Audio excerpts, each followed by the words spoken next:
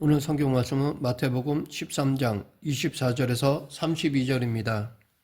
예수님이 주로 말씀하신 것이 하나님 나라인데 하나님 나라는 그 안에 역설이 담겨 있습니다.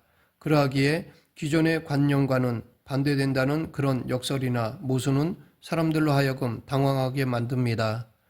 그런데 예수님은 역설이라는 것이 천국을 가장 잘 설명해 준다고 하셨습니다. 오늘 본문도 바로 그런 역설 중에 하나입니다. 어떤 사람은 하나님의 나라를 낙원이 임하는 것으로 생각하는 경향이 있습니다. 지금도 그렇습니다. 하나님의 나라가 이 땅에 임하면 모든 것이 바로잡힐 것이고 죄는 지옥으로 쫓겨날 것이고 불의한 것들이 새롭게 될 것이고 폭력은 없어질 것이고 오직 사랑과 평화가 사회를 이끌어갈 것이며 하나님의 백성인 우리는 그 모든 것의 중심이 될 것이라고 생각합니다. 그러나 예수님은 천국을 낙원이라고 하시는 대신 하나의 역설을 통해 천국을 정의하셨습니다. 즉 만일 천국이 무엇과 같은지 알고자 한다면 놀랍게도 겨자씨를 보라는 것입니다. 겨자씨는 굉장히 작습니다. 꽤 정도의 크기입니다. 그런데 그런 겨자씨를 보라고 하십니다. 이 말씀은 그때 그것을 들은 모든 사람을 놀라게 했습니다. 아니, 천국이 어떻게 저런 별 볼 일 없는 겨자씨 같은 것인가? 이 비유는 모든 사람으로 하여금 천국을 새로운 방식으로 생각하게 만들기 때문에 다 놀란 것입니다. 우리는 예수님께서 겨자씨를 통해 말씀하신 뜻이 무엇인지를 알아보기 전에 그 당시 사람들이 기존에 생각하던 것들이 무엇인지부터 먼저 살펴볼 필요가 있습니다. 그리고 그들이 생각했던 그것이 우리가 생각하는 것과 다르지 않다는 사실을 솔직하게 인정해야 할 것입니다. 당시 예수님의 말씀을 듣던 사람들은 구약에 나오는 천국의 모습을 잘 알고 있었습니다. 그들이 생각하던 천국은 하나님 한 분만이 왕이시고 모든 사람이 마음으로부터 토라에 순종하는 것입니다. 이방인들은 예루살렘을 공격하고 정복하기 위해 애워싸는 대신 그곳에 와서 하나님을 경배하기 위해 순례를 올 것입니다. 모든 창조물들은 이 기쁨에 동참하고 들짐승들, 심지어 사자같이 무서운 짐승도 온순한 양처럼 되는 것입니다. 이러한 모습을 한 단어로 요약하면 바로 낙원입니다. 그러나 예수님은 그런 낙원 대신 하나의 모순을 제시하셨습니다. 오늘 본문 31, 32절 또 비유를 들어 이르시되 천국은 마치 사람이 자기 밭에 갖다 심은 겨자씨 하나 같으니 이는 모든 씨보다 작은 것이로되 자란 후에는 풀보다 커서 나무가 되매 공중의 새들이 와서 그 가지에 깃들이느니라. 예수님 시대 사람들에게 겨자씨는 모든 씨 중에 가장 작은 것으로 여겨졌습니다. 예수님은 천국이 호화스러운 낙원과 같은 곳이 아니라 지극히 작은 겨자씨와 같은 곳이라고 하셨습니다. 미국의 국립공원들, 특히 서부에 가보면 엄청나게 큰 나무들이 있습니다.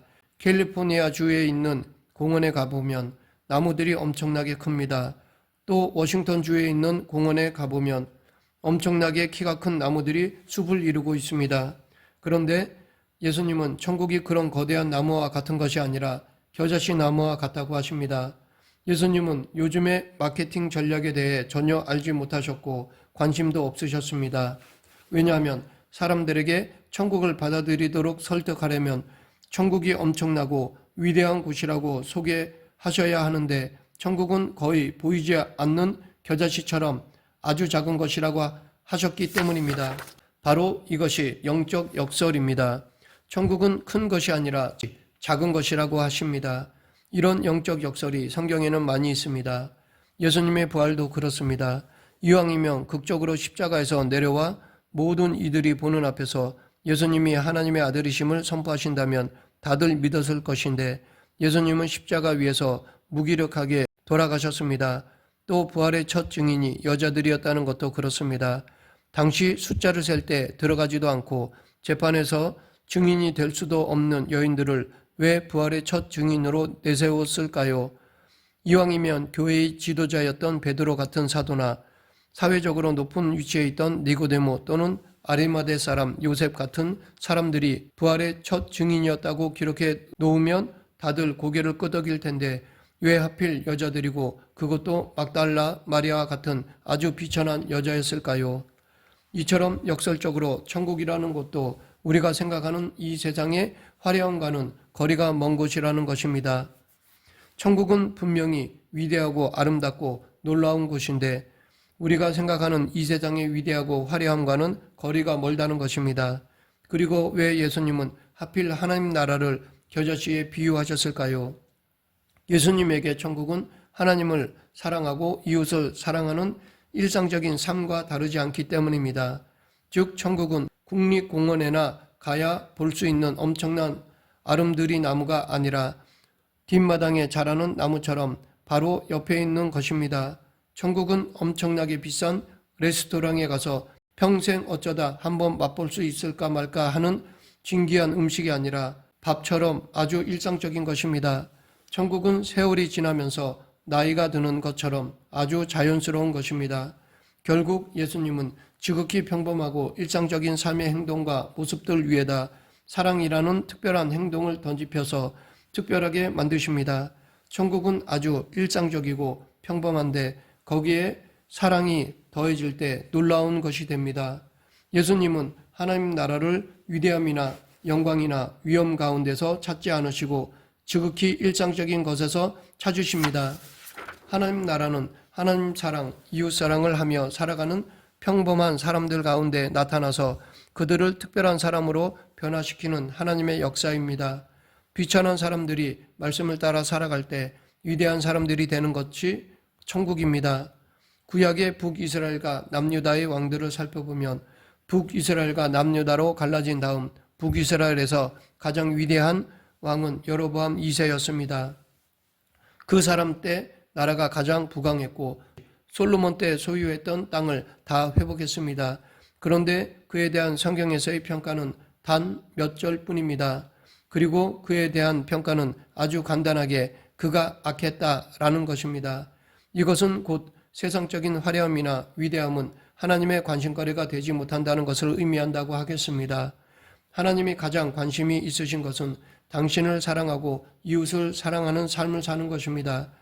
예수님이 말씀하신 이 겨자씨 비유의 역설은 여러 가지 면에서 놀랍습니다. 그 중에 세 가지를 살펴보면 첫째, 겨자씨는 가장 어울리지 않는 가운데에 싹을 틔운다는 것입니다. 즉 하나님의 나라가 임할 때 그 나라와 가장 어울리지 않는 사람의 삶 가운데 역사하고 계심을 발견하게 된다는 것입니다. 예수님은 대부분 세상적으로 부족한 사람들을 선택하셔서 자신을 따르게 하시고 이어서 그들을 천국의 모습이 어떤지를 보여주는 본보기로 세우셨습니다. 예수님은 종교적으로 열심 있는 서기관이나 바리새파 지도자들이나 돈 많은 사두개파 혹은 권력을 쥔 헤롯 땅 출신 사람들을 불러 모으시지 않으셨습니다. 오히려 배운 것 없는 어부들을 부르셨습니다. 또 세례를 부르셨으며 평판이 좋지 않은 여인도 선택하셨습니다. 그 외에도 수많은 비천한 사람들과 죄인들을 부르시고 그들과 교제하셨습니다. 이것은 곧 천국은 로마 제국의 권력자들이나 용사들 또는 유대교의 엘리트들과 그 측근들로 구성된 것이 아니라 아주 평범하고 미천한 민중들로 이루어진다는 것입니다. 그래서 예수님은 이러한 천국에 적합한 사람들을 찾으셨고 그런 사람들이 다 겨자씨라는 것입니다. 우리가 보통 생각하는 것은 하나님 나라가 완벽하고 엄청난 곳이라는 것입니다. 그래서 크고 위대하고 굉장한 것들을 생각합니다. 그러나 하나님 나라는 거대한 아름드리 나무가 아니라 아주 작은 겨자씨와 같습니다.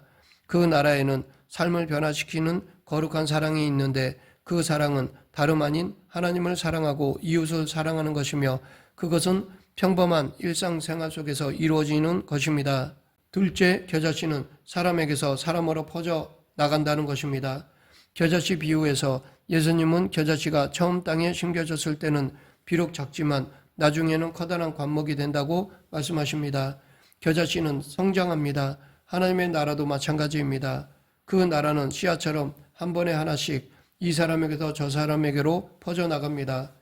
물론 예수님도 많은 군중에게 말씀하시며 어떤 때는 성전들에서 권력자들과 깊이 있는 토론을 벌이기도 하셨습니다. 그러나 대부분의 경우 예수님은 한 사람 한 사람을 만나시고 만져주셨습니다. 그 중에 한 예가 나면서부터 앞을 보지 못했던 맹인의 눈을 뜨게 해주셨던 사건입니다. 예수님의 사역은 거대하고 화려한 사역이 아니라 이 사람에게서 저 사람에게로 마음에서 마음으로 전달되는 작은 겨자씨 사역이었습니다.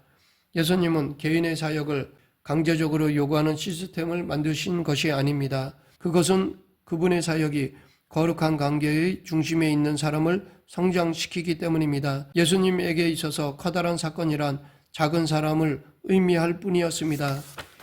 다시 말씀드리지만 예수님이 동시대 사람들에게 놀랍게 비춰진 것은 그분이 작은 사람에게 초점을 맞추셨기 때문입니다. 사실 아무도 작아지기를 원하지 않습니다. 누구나 평범하기보다는 특별하기를, 비천하기보다는 높아지기를 원합니다. 예수님 당시에도 마찬가지였습니다. 아니, 더욱 높은 데를 추구했습니다. 솔직히 예수님의 12 제자도 바로 그 높은 자리를 바라고 예수님을 따랐습니다. 그러나 예수님은 작은 사람을 추구하셨고 낮은 곳으로 내려가셨습니다. 셋째 겨자씨는 평화롭게 성장합니다. 사람들을 놀라게 한 또 다른 하나는 하나님 나라를 확장해 나가는 예수님의 방법이 평화적이라는 사실입니다. 예수님에게 있어서 천국을 세우는 데에는 두 가지 방식이 가능합니다. 한 가지는 인내와 평화 가운데 하나님의 때를 기다리는 방식입니다. 또 다른 방법은 폭력을 사용해서 강제적으로 하나님의 통치를 이루는 것입니다. 이것을 상징하는 두 가지 중 전자는 겨자씨이고 후자는 칼입니다. 그런데 예수님은 겨자씨를 선택하시고 칼은 버리셨습니다.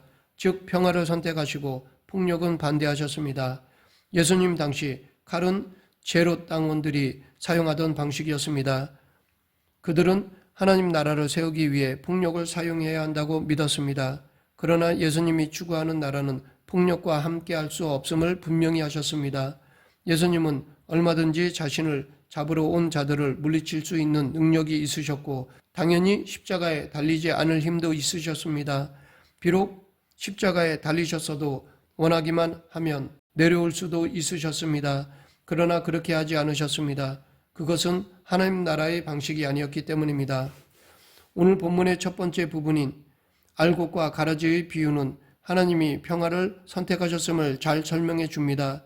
여기서도 예수님은 또 하나의 역사를 말씀하십니다. 오늘 본문 24절부터 26절 예수께서 그들 앞에 또 비유를 들어 이르시되 천국은 좋은 씨를 제 밭에 뿌린 사람과 같으니 사람들이 잘 때에 그 원수가 와서 곡식 가운데 가라지를 덧뿌리고 갔더니 싹이 나고 결실할 때에 가라지도 보이거늘 천국은 밭에 좋은 씨를 뿌린 농부와 같습니다. 분명히 좋은 씨를 뿌렸는데 밤 사이에 원수가 와서 밭에 가라지를 뿌립니다. 그래서 결실할 때가 되니까 알곡뿐 아니라 가라지도 보입니다. 계속해서 27, 28절 집주인의 종들이 와서 말하되 주여 밭에 좋은 씨를 뿌리지 아니하였나이까? 그런데 가라지가 어디서 생겼나이까? 주인이 이르되 원수가 이렇게 하였구나. 종들이 말하되 그러면 우리가 가서 이것을 뽑기를 원하시나이까? 주인의 종들은 밭에서 가라지가 알곡과 함께 자라는 것을 발견하였습니다. 그래서 주인에게 가라지를 뿌리째 뽑아버릴 것을 제안하였습니다. 가라지를 뽑아버린다는 것은 폭력적인 이미지이며 제로 땅원들이 하는 일을 암시해주는 표현입니다. 그냥 보면 악한 가라지를 다 뽑아버려야 할 것 같습니다. 그런데 주인은 가만두라, 가라지를 뽑다가 곡식까지 뽑을까 염려하노라. 둘 다 추수 때까지 함께 자르게 두라. 추수 때에 내가 추수꾼들에게 말하기를 가라지는 먼저 거두어 불사르게 단으로 묶고 곡식은 모아 내 곡간에 넣으라 라고 하였습니다. 여기서 예수님이 말씀하시는 것은 천국은 바로 이렇다는 것입니다.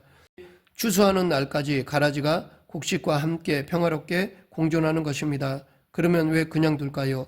추수 때 하나님께서 가라지를 뽑으실 것이기 때문입니다. 이것은 두 가지 사실을 우리에게 가르쳐 줍니다. 첫째, 지금은 가라지를 뽑을 때가 아니라는 것입니다. 그럼 언제일까요? 추수 때입니다. 즉 심판의 날에 할 일이라는 것입니다. 그날이 오면 하나님께서 정확하게 가라지와 곡식을 구분하여 가라지는 불사르실 것입니다. 둘째, 가라지를 뽑는 것은 너희들이 할 일이 아니라는 것입니다. 그럼 누가 할까요? 하나님께서 직접 추수꾼, 즉 천사들을 시켜서 하실 것입니다. 왜 주인의 종들이 하면 안 될까요? 가라지를 뽑다가 곡식까지 뽑을까 염려하노라. 즉 종들은 실수를 할 수 있다는 것입니다.